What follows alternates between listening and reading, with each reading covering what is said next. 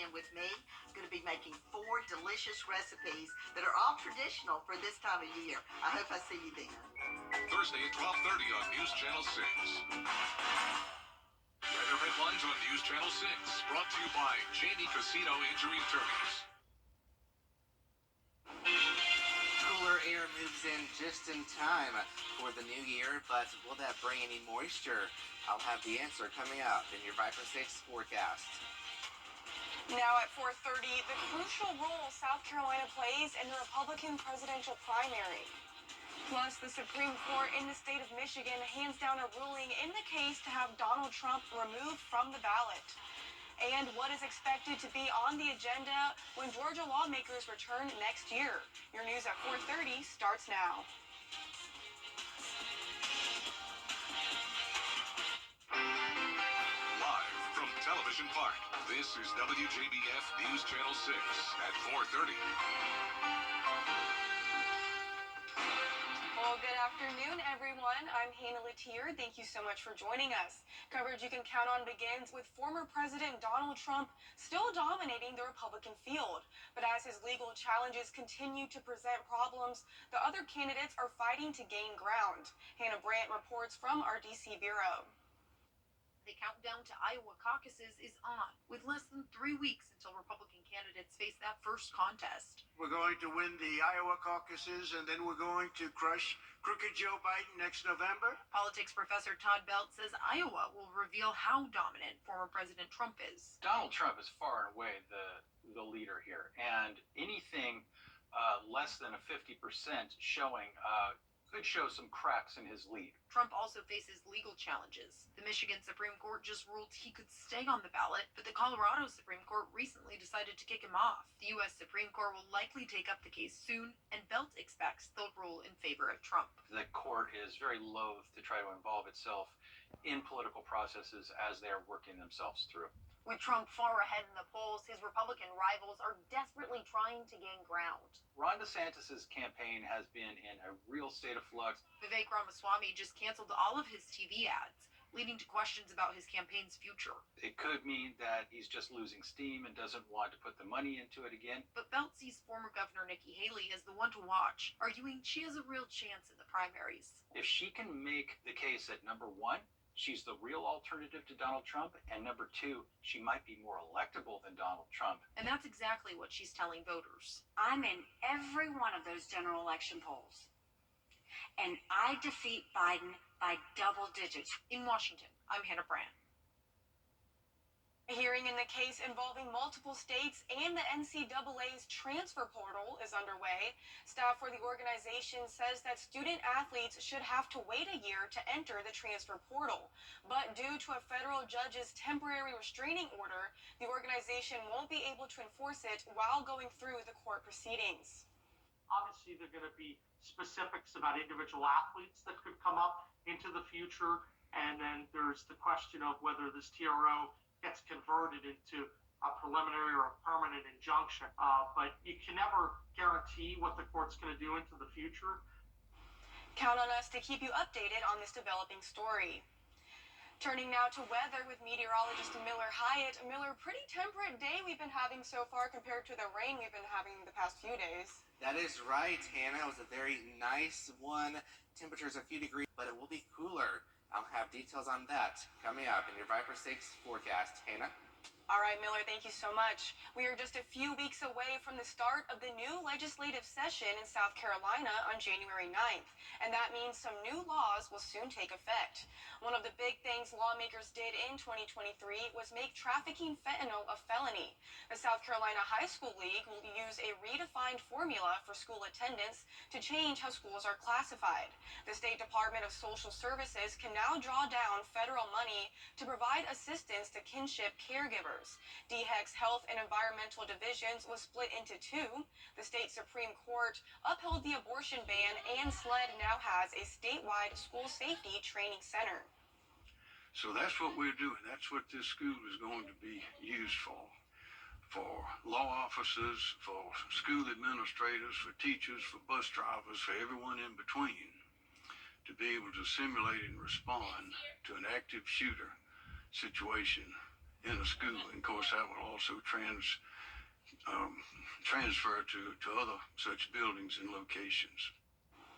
The Department of Social Services also became the first state agency certified in sensory inclusiveness to better serve people with special needs. And in Georgia, state lawmakers will return for the state legislative session on January 8th. Atlanta Bureau Chief Archith Seshadri gives us a preview.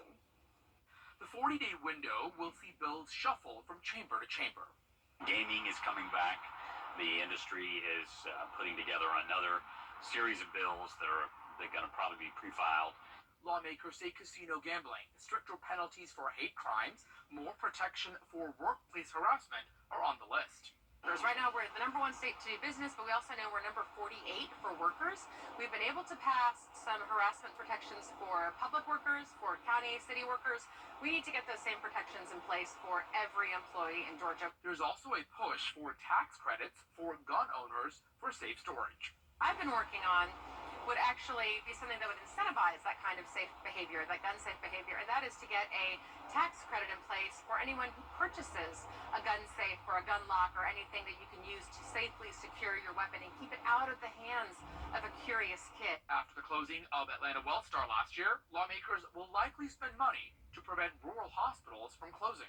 There'll be another review, as was started but not completed during the last session and sort of died in the state senate on sine die of the certificate of need process, which is the way the state allocates where medical services and beds will be provided and allowed to exist to offer medical services in Georgia, such as cancer care, such as cardiac care. Georgia Governor Brian Kemp will introduce a new bill next month during the 2024 legislative session that would give the largest income tax cut in the state's history. Governor Kemp says the goal is to lower it every year until it reaches 4.99%. This is what happens when you budget conservatively. This is what happens when you think long-term, rather than make knee-jerk fiscal decisions without consideration the impact it will have on the state. The state's lieutenant governor says the long-term plan is to eventually phase out the state income tax altogether. Reporting in Atlanta, Archith Seshadri, Atlanta Bureau Chief. A state Supreme Court judge says he will issue a written order about the redistricting maps. Lawmakers will also work to ratify the state budget. And here at home, the city of Augusta's Homeless Task Force announces the dates for its annual point-in-time count. The count is completed every 2 years. It will take place January 22nd through 31st and will survey the city's homeless population. Those living in a homeless shelter will be counted, plus local encampments. The count will take place at all shelters in the area, plus local homeless encampments. The task force is currently looking for volunteers to assist in this year's count. And coming up, there's a new movie starring rapper Snoop Dogg, and Martha Stewart is not in it. We have a preview next. 70 years ago, a local legacy was born that changed television forever. Who would ever have thought that television would have become as important as it is, JB? But throughout it all, one thing that has remained the same is the passion we feel for our community and the dedication we have to our viewers. WJBF News Channel 6, celebrating 70 wonderful years of coverage you can count on. I'm Attorney George.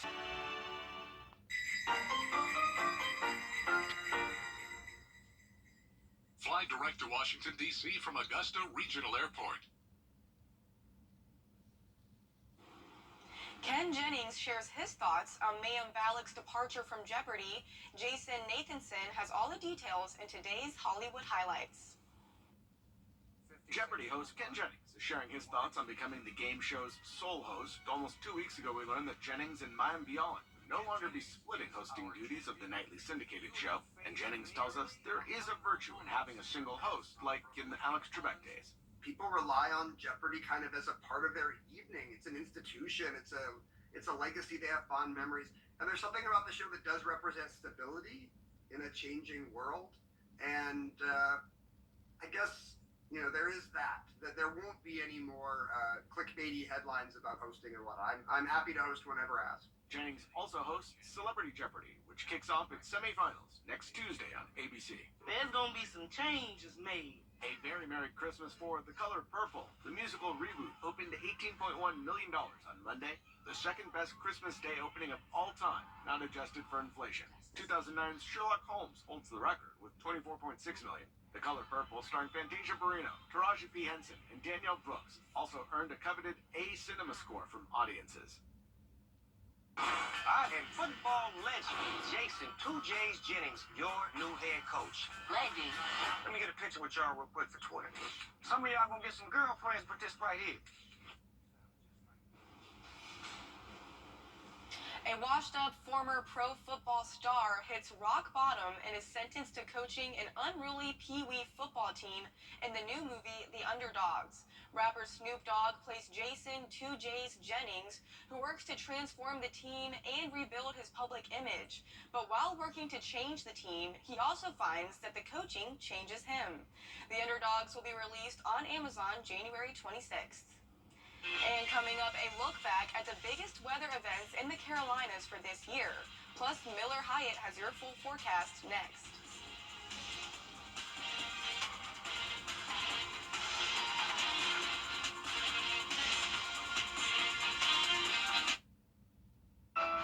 Pretty chilly temperatures in the low 30s, and then some rain arrives as we head towards the first week of 2024. And as we look back at the weather of 2023, there were a few notable occasions, Hannah, and it started with a lack of wintry weather. Yeah, Chief Meteorologist Christy Henderson from our sister station in Spartanburg takes a look at this year's weather patterns. We averaged just over 3 inches of snow each winter, but last winter only a trace was recorded at both GSP and Asheville. The airport in Greer did get some heavy rain in early January, though, and that set the pace for a surplus for several months. Severe storms can form any time of year, and on January 12th, one of them produced a tornado in Joanna. In fact, a total of 3 tornadoes formed that Thursday evening, with another one moving past the airport in Greenwood. As temperatures warmed, the risk for more severe storms increased. In early March, an EF1 tornado formed in Lawrence County, rolling 21 miles through Gray Court and Enoree. Egg-sized hail fell from other storms in May. Clay Cheney from the National Weather Service says his most vivid memory of this year's weather was on August 7th, when his office issued the very first destructive wind warning for 80-mile-per-hour winds. I was actually the one doing the radar and saw the storm move right over downtown Greenville. And it was giving us indications that wind speeds could be up to 80 miles per hour. And that warning verified. There were tons of trees down and even trees on top of houses. I think in total for our county warning area that we're responsible for, we ended up having like 230 different reports. Overall, though, the summer got off to a slow start. It took us until July 1st to hit 90, the third latest occurrence on record. Rain chances dwindled and drought took center stage. So did the concern for wildfires and the smoke coming from them. The Atlantic hurricane season was above average with 20 named storms, 7 of those hurricanes, and 3 of those reaching major hurricane strength. But because of El Nino steering currents, most of the tropical systems stayed off the east coast. Idalia was a close call that made its way in from the Gulf, which is where our greatest threat always comes from here in the western Carolinas, but it stayed to our south, taking the rain and most of the strong winds with it. El Nino conditions are expected to hold through this winter, which typically means a better chance of colder and wetter than average conditions across the south. While some may hope for a better showing of snow this winter, we'll have you covered no matter what type of weather shows up. On our air forecast, you can always keep up to date with weather changes by downloading our Viper 6 weather app or visit our website at WJBF.com. And coming up, there's still a chance to start 2024 off as a millionaire. We'll tell you how. I'm Mike Hoffman. How to reach their financial goals. Felt good. It felt like I could take on the whole world. What would you like the power to do? WJBF News Channel 6 wants you to Join our team. We're looking for talented applicants in a variety of fields.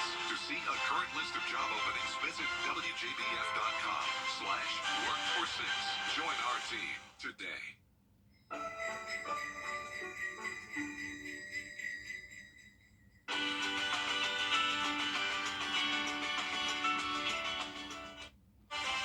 We've got some cooler temperatures.